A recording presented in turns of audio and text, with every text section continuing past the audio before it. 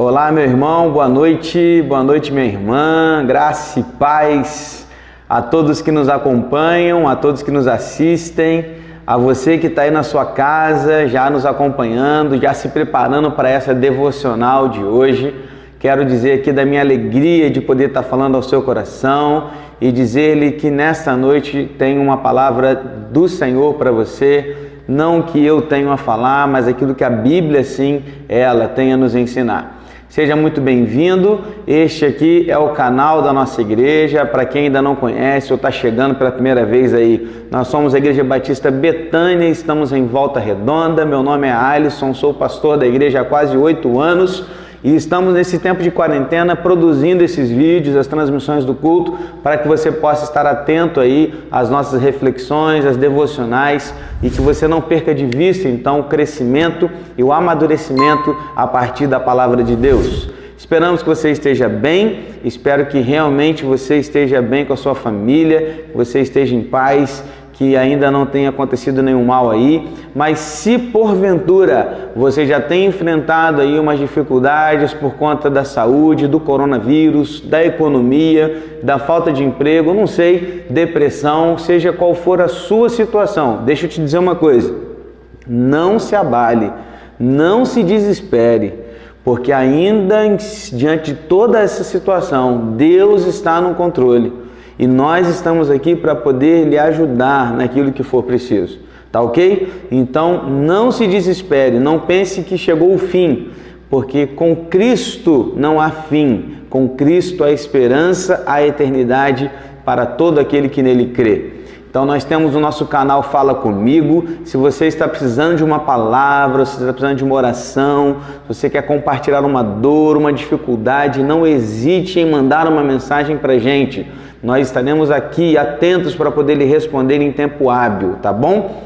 E aqui também estamos arrecadando alimentos, dízimos e ofertas estão sendo revertidos aí para o apoio e ajuda social. Então, se você também puder contribuir de alguma forma, esteja atento aí aos nossos canais, seja por transferência bancária ou também vindo à igreja nas quartas ou aos sábados, tá bom? Dito isso, quero orar pela sua vida e em seguida quero compartilhar com você um salmo e depois então tirar algumas lições para as nossas vidas. Vamos orar? Pai querido, Pai amado, quero colocar agora em Tuas mãos a vida daqueles que nos assistem, a vida daqueles que nos ouvem, aqueles, ó Deus, que nesse momento estão preparados para ouvir uma devocional e uma reflexão aos seus corações. Eu clamo pelo Teu Santo Espírito para que Ele e apenas o Teu Espírito possa falar aos corações daqueles que nos ouvem nesta noite. E que, ó Deus, esta palavra encontre um lugar muito especial na vida de cada um dos seus que ouve e que assiste essa palavra nessa hora. Prepara-nos, é a oração que eu faço em nome de Jesus. Amém, Senhor. Deixa eu compartilhar um salmo com você. Não sei se você já percebeu, mas às quartas-feiras eu tenho sempre trazido, por vezes, aqui um salmo para a nossa reflexão. Semana passada eu não tratei de um salmo, mas tenho sempre buscado aqui trazer uma reflexão baseada num desses salmos que nós temos na Palavra de Deus. E hoje eu quero citar o Salmo 131. Não é um salmo tão conhecido, mas um salmo que nos traz alguns ensinos muito interessantes. E a partir desse salmo eu quero listar para você 3 elementos essenciais de uma vida que glorifica a Deus, onde Davi nos ensina a partir deste salmo. Vamos ler juntos? Salmo de número 131. Eu tenho sempre lido aqui na versão NAA, Nova Almeida Atualizada, mas você pode acompanhar na sua versão, na Bíblia que você tem em sua casa, que diz assim: Senhor, não é orgulhoso o meu coração, nem arrogante o meu olhar. Não ando à procura de coisas grandes, nem de coisas maravilhosas demais para mim. Pelo contrário, fiz calar e sossegar a minha alma. Como a criança desmamada se aquieta nos braços de sua mãe, assim é a minha alma dentro de mim. Espere, ó Israel, no Senhor, desde agora e para sempre.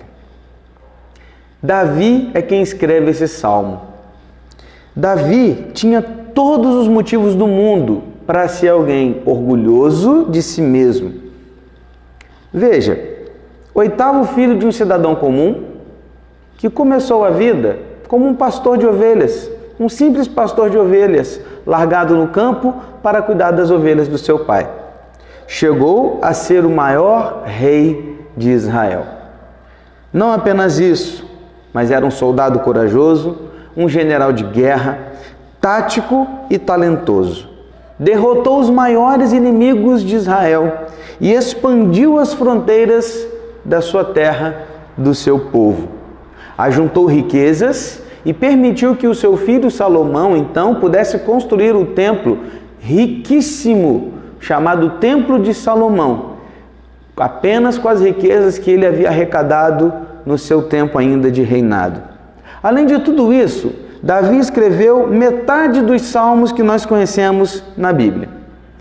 E com exceção de algumas ocasiões em que ele cedeu a seus desejos egoístas, Davi, no geral, andou com Deus e manteve o seu espírito humilde.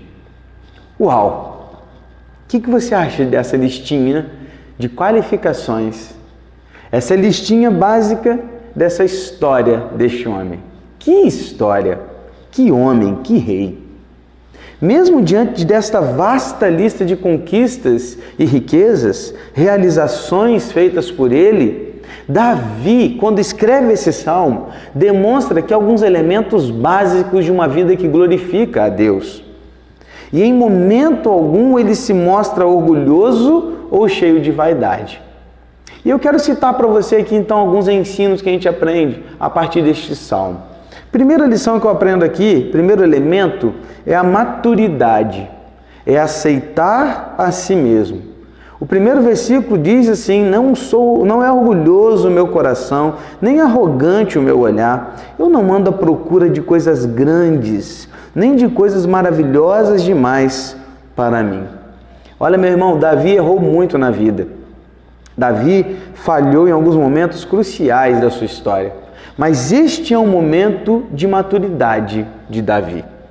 Com certeza, a gente pode perceber que aqui está sendo escrito este salmo pelo Davi já mais maduro.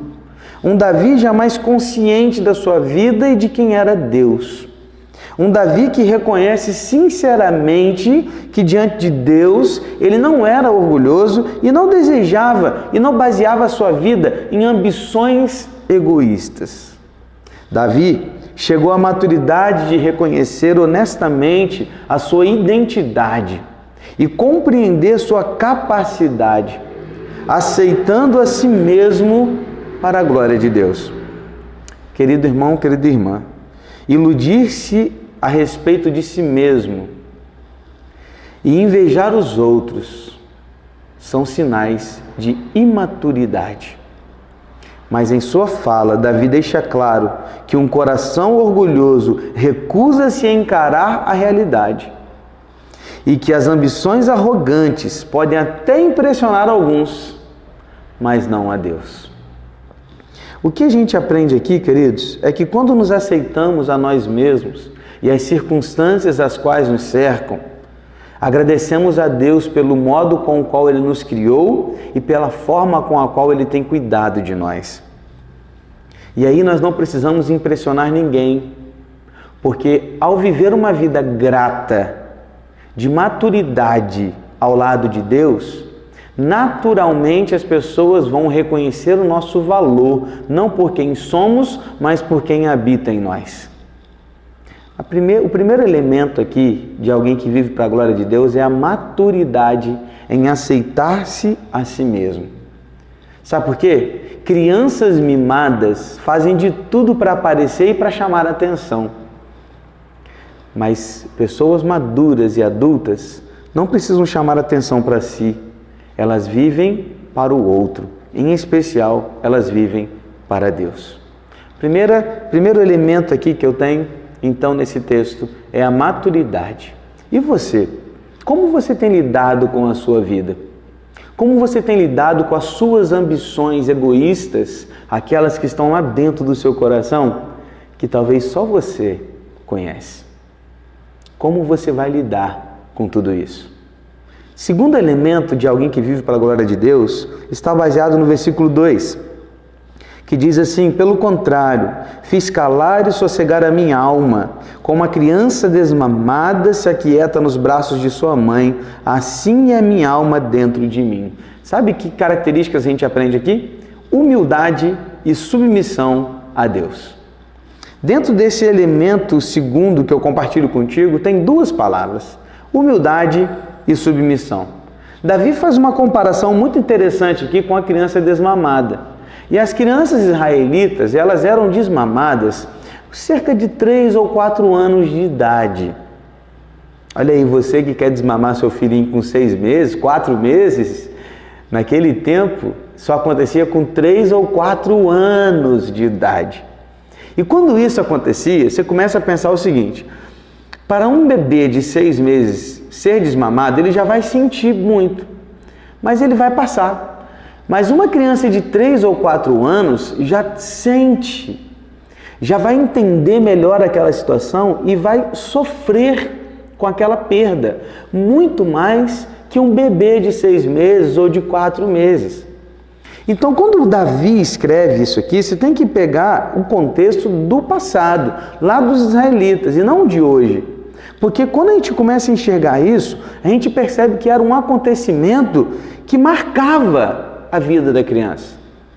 Marcava o fim de uma era da infância para o início de uma nova era da infância da criança. O que se destaca aqui é que depois da crise do nascimento, a criança enfrentará a crise da desmamada, E o processo de crescimento envolve perdas dolorosas, mas também pode levar a ganhos maravilhosos. Porém, querido, a gente começa a aprender aqui que no processo da nossa vida, a gente vai enfrentar alguns momentos podemos chamar de desmamadas, onde Deus vai nos tirar de algumas coisas e nos colocar em outras, para nos fazer desenvolver a nossa maturidade. Mas para isso eu careço de humildade e submissão a Deus. Todos nós passamos por passos e processos dolorosos na vida, que nos fazem chorar, que nos fazem sentir dores das quais a gente não quer sentir mais. Porém, todo esse processo faz parte do amadurecimento das nossas vidas. Abraão teve que deixar sua família, deixar sua casa, deixar sua terra. Teve que abandonar o seu filho Ismael. Abraão teve que se separar do seu sobrinho Ló. Além disso tudo, Abraão teve que levar o seu filho Isaque para o altar e estava pronto para matá-lo quando Deus o impediu. Quantos processos dolorosos a gente não citou aqui na vida de Abraão?